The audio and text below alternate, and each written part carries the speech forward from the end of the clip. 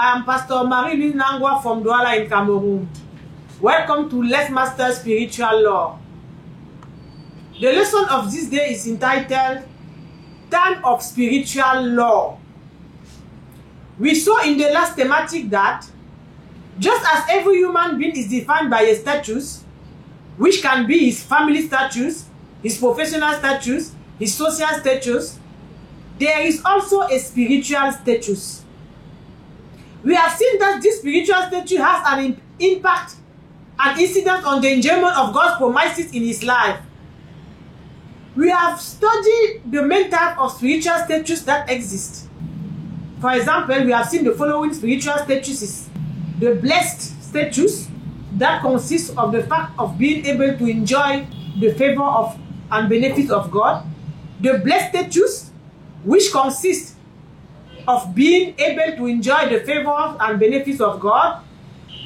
The status of cursed, made up of several variants, but essentially summed up in the fact of being incapable of enjoying the promises of God, the fact of accumulating misfortune on misfortune, failures on failures, pain on pain. The status of condemned or convicted, which is the consequence of a cursed decision. In the very first video of this course, I state that the solutions currently being provided by the church as part of improving the enjoyment of God's promises were unsatisfactory, had mixed results. We have also seen in the thematic the root cause of the non-accomplishment of the God promise, that when it was necessary for the promise of deliverance of the people of Israel from Egypt to be fulfilled, the Lord did not satisfy himself with the use of his outstretched arms, sign of his power, but has also occupied himself with exercising judgment, which is an activity belonging to the field of law. We understood that it was because the church was using only power solution, but did not also use those of the law, that the prayer answering rate is also abnormally low. I told you later that although I can demonstrate it by the word of God, this truth was in fact a revelation that I had received from the Lord and which can be described as follows. The main cause of the non-enjoyment of God's promise in the life of his children, the root cause of the multiple failure in deliverance, lies in the fact that the church focuses on the power and leave aside the law. At this stage of our course, I would like us to check together if this assertion is confirmed by all that we have already studied. Let me point out that in a certain way, the term deliverance is the act by which a servant of God or a Christian tries to move a person from cursed status to blessed status. So a deliverance corresponds to a modification of spiritual status. I would like us to verify if, by focusing only on the power, the church can change the status of its member. First case study: modification or changing the status of a Christian sentenced to captivity. Consider a Christian sentenced to captivity. Can a powerful anointed servant of God deliver him? To answer this question, let's look at what is happening in physical life. In Cameroon, where I live, and in many other countries, the senior divisional officer or the prefect is the representative of the state and therefore of the executive power. It is under his authority that all the services of the state, including the law enforcement service, are mobilized. Imagine that the sister of a senior divisional officer is arrested in flagrante delicto, tried and sentenced to jail. Will the prefect release her on the pretext that he is the representative of the state? Certainly no. If the decision condemning his sister is a judgment of first instance, Donc, all this senior divisional officer will do is to find a good lawyer who will appeal to the decision condemning his sister, and justice will take its course. But if the decision condemning his sister is a final judgment, then this senior divisional officer cannot do anything. Because God has displayed his power in the church, which is the body of Christ. His members are the repository of a power contained in the name of Jesus. Does this power confer on those who hold it the power to release prisoners? Why do the servants of God think they can do it? How many know that the power of which they are custodians is only a portion of the executive power of God and not of his judicial power? Just as a senior divisional officer or prefect cannot declare free a prisoner, a servant of God, whatever his rank, whatever his title, may not declare free a captive relying solely on power. To be able to release the captive, the servant in question must execute a judgment like the one contained in Romans 8 verse 1. So there is now no condemnation for those who are in Jesus Christ. Or the judgment contained in Colossians 2 verse 14. Having wiped out the handwriting of requirement that was against us, which was contrary to us, and he has it out of the way, having nailed it to the cross. Exercising a judgment is an activity that fell in the area of the law, although it may require the use of power in case of forced execution. What are the consequences of changing the status of captive founded only on power? A deliverance of a captive based only on power will produce mixed results characterized by, firstly, escape from spiritual prisons. Freeing a prisoner just by using power produces escape from spiritual prisons. Indeed, for a prisoner, it is the act of escaping from a place where he is held captive thanks to the use of power, guilt, internal or external complicity. As a result, since an escapee is always wanted, such a Christian will eternally be pursued by his jailers. He will permanently be dreaming that he is fighting or is pursued as a consequence of the ceaseless assault he will undergo from the world of darkness. As soon as he has such a dream, he will get up, kneel down, pray from 1 a.m. till 6 a.m. and go to work very tired. He will content himself with victories he will sometimes have over these spiritual opponents. When this escaped Christian does not pray enough before going to sleep, his night will be restless. Deliverance ministry, which operate this way, are in reality, with the regard to their result, units for escape assistance. Secondly, a change on status or a deliverance based only on power will generate an improvement of access to health care in prison. Every prisoner is entitled to a sanitary care. Reason why we found at least infirmaries in most of the prisons. When the diseases are more serious, some prisoners can be subject to a watch hospitalization in one of the health centers provided with better technical facilities.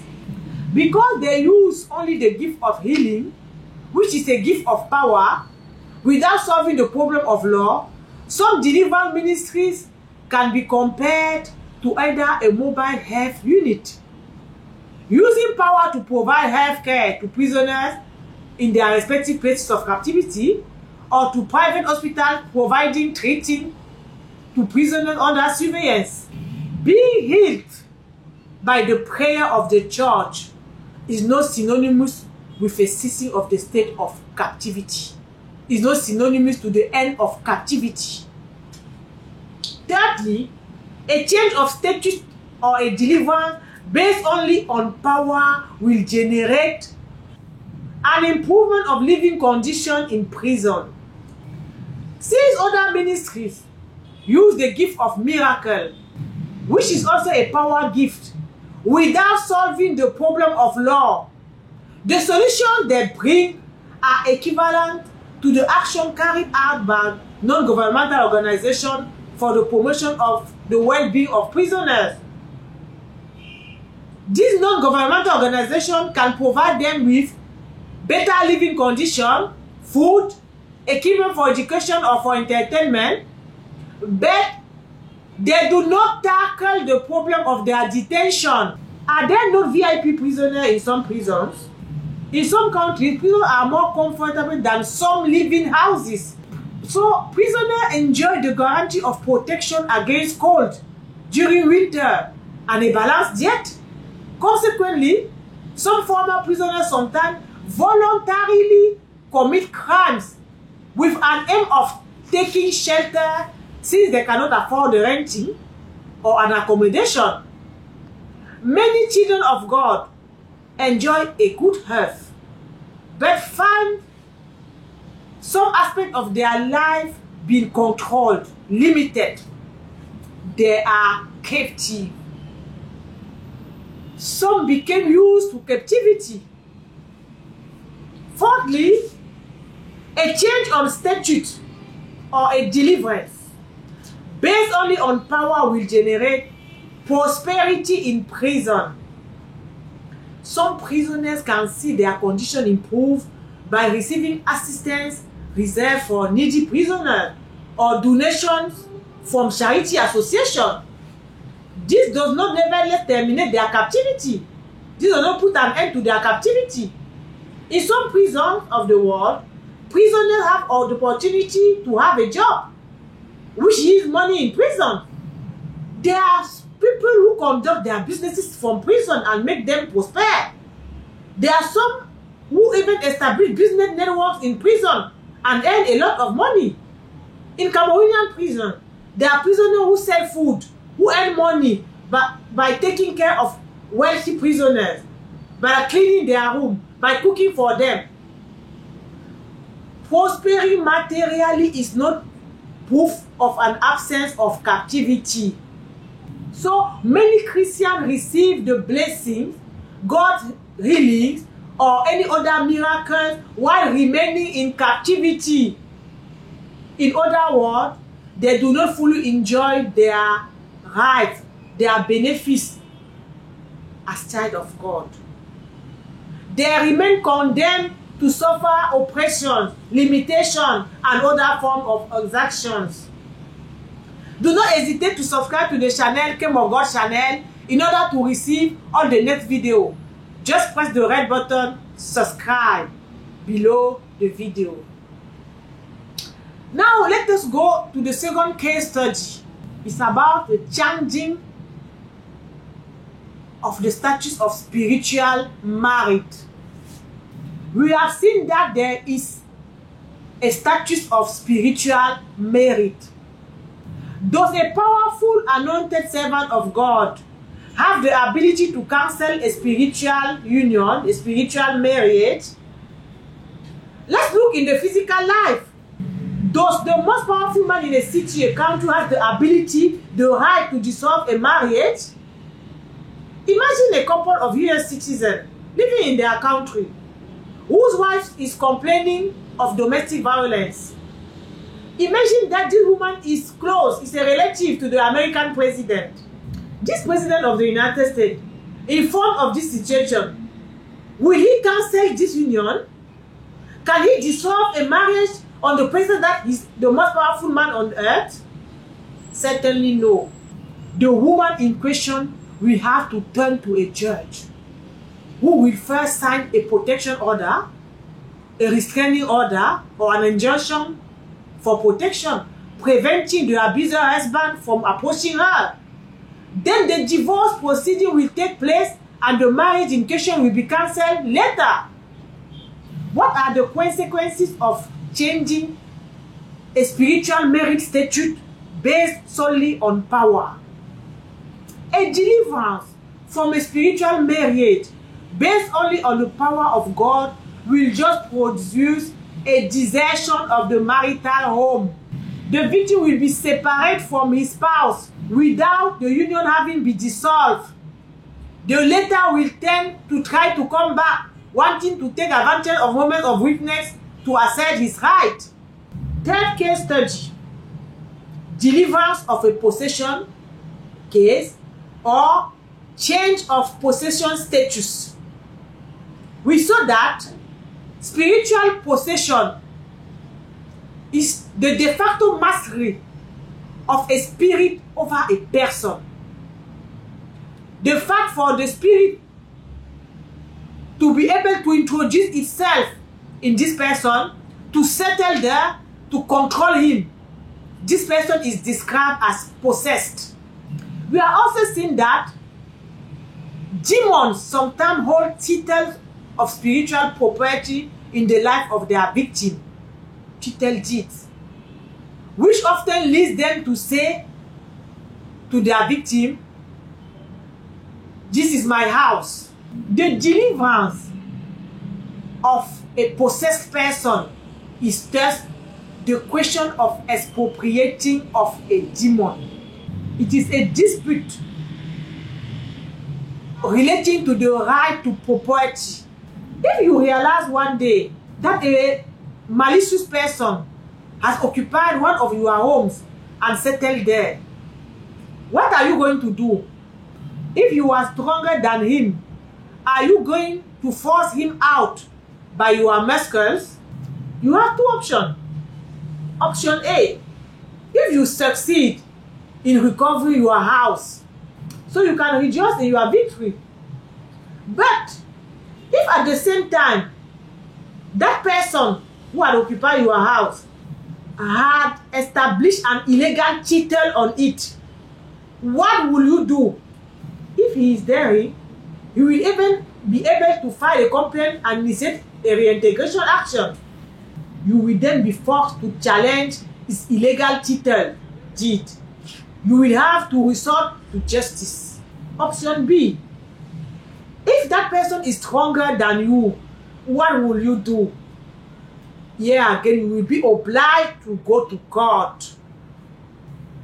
If a demon possesses a title of spiritual property and is expelled only by force, then it is an abuse of authority that will be corrected by what the men of law call an action in reintegration.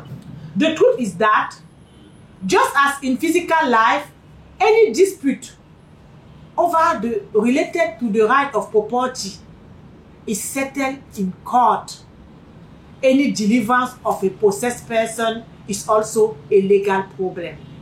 Fifth case study: deliverance of spiritual oppression or change of oppressed status. We have seen that spiritual oppression is violence by every spirit on our own spirit, on our spiritual body. This can result in statements like, "Every night I dream that I am pursued by a group of people. Sometimes they catch me and beat me." Or, "Every night I dream that a black dog is chasing me, attacking me, and we are fighting." If being already in Christ, a person continues to suffer such aggression in violation of his spiritual immunity contained in Romans 8 verse 1, then there is something wrong. In the physical life, how such situation is resolved? By filing a complaint for aggression with a court, and the judge will sign an order for the cessation of that assault. What to do when it comes to spiritual aggression? David answered this question in Psalm 7 verse 6. It is written, "Arise, O Lord, in your anger, lift yourself up because of the rage of my enemies. Rise up for me to the judgment you have commanded." Pay attention to the last proposition of this verse. The judgment you have commanded. So David came to God the judge and God commanded a judgment to put an end to the aggression he was undergoing. On the basis of these examples, we realize that many Christian prayers are actually legal problems. In general, in physical life, there is no act that causes a change of status which is not done before either sworn authority or before judicial authorities. The Bible teaches us in Mark 16 that those who believe in Jesus Christ and are baptized receive the power to cast out demons in his name, the power to heal the sick through laying on of hands. In fact, they receive power. However, Jesus Christ did not just give power to his disciples. He told them about the supremacy of the law over power. Let us read Luke 10, verse 17 to 19. Then the 70 returned with joy, saying, Lord, even the demons are subject to us in your name. And he said to them, I saw Satan fall like lightning from heaven. Behold, I give you the authority to trample on serpents and scorpions, and over all the power of the enemy, and nothing shall by any means hurt you. A good number of born-again Christians do experience the joy of casting out demons in the name of Jesus. The sick do really get healed by the laying on of their hands. However, among these Christians, a good number are honest to say that they still have hindrances. They do not see the last line of Luke 10 verse 19 fulfilled in their lives. How do we understand this? Did Jesus Christ somewhat exaggerate by saying, and nothing will hurt you? Should we as Christians give up believing in this promise? Certainly not. Unwilling to accommodate the slightest ambiguity, the Lord Jesus gives us the answer to this question in the following verse. Luke 10 verse 20. It is written, Nevertheless, do not rejoice in this, that the spirits are subject to you, but rather rejoice because your names are written in heaven. Through this scripture, Jesus Christ emphasizes the supremacy of the law over power. The disciples have the power to cast out demons only because their names are written in heavens. If for one reason or another, their names were not inscribed there, and if for some reason the enemy contests the presence of their name in this register and requests that they be cancelled, this disciple will automatically lose the authority to use the name of Jesus Christ. All who give up faith in Jesus Christ know something about that. They realize that in their dream, they give order to demons and they do not perform them. They do not execute them. They realize that they can no longer take over their spiritual opponent. The truth is that it is the law that legitimizes power. Imagine an official appointed by decree to a position of responsibility in a city in a given field. He will exercise authority in this field and may resort to the forces of law and order as required. As soon as another decree revoking him from his duties is signed, what power will he still wield? He will lose his power. In fact, the place where a person's name is written determines his or her spiritual status. It is written in Jeremiah 22 verse 30. Write this man down as childless, a man who shall not prosper in his days. Depending on where your name is written, you will be cursed, condemned, or blessed. In view of the limitation of the church's solution based on power, given that many of the difficulties faced by Christians are equivalent of legal problems, the church has no alternative but to learn to say the law. It must strive to implement the forgotten part of its fundamental mission to strengthen and sustain God's empire or kingdom of God through law and justice, as mentioned in Isaiah 9, verse 6 to 7. How can one say the law without having learned the law? How to solve spiritual legal issue without studying spiritual law? Any true servant of God with the help to be an instrument in the hand of God to bring solution to the problem of Christians cannot deliberately persist in ignoring the Bible verses talking about spiritual law. Because of many obstacles that I prefer not to cite, it will certainly take a long time for the teaching on spiritual law, despite their biblical basis, to be given on a large scale in the body of Christ. But those of the servant of God who want to excel will have no other choice than to assimilate them. It is time for the church to stop producing escapees from spiritual prisons. It is time for the church to stop being guilty of abuse of authority. It is time for the church to stop just healing its members while leaving them in prison. It is time for the church to learn to say the law. Do not hesitate to subscribe to the channel, Kingdom of God channel, in order to receive all the next video. Just press the red button, subscribe below the video. Thank you for your attention and may God bless you.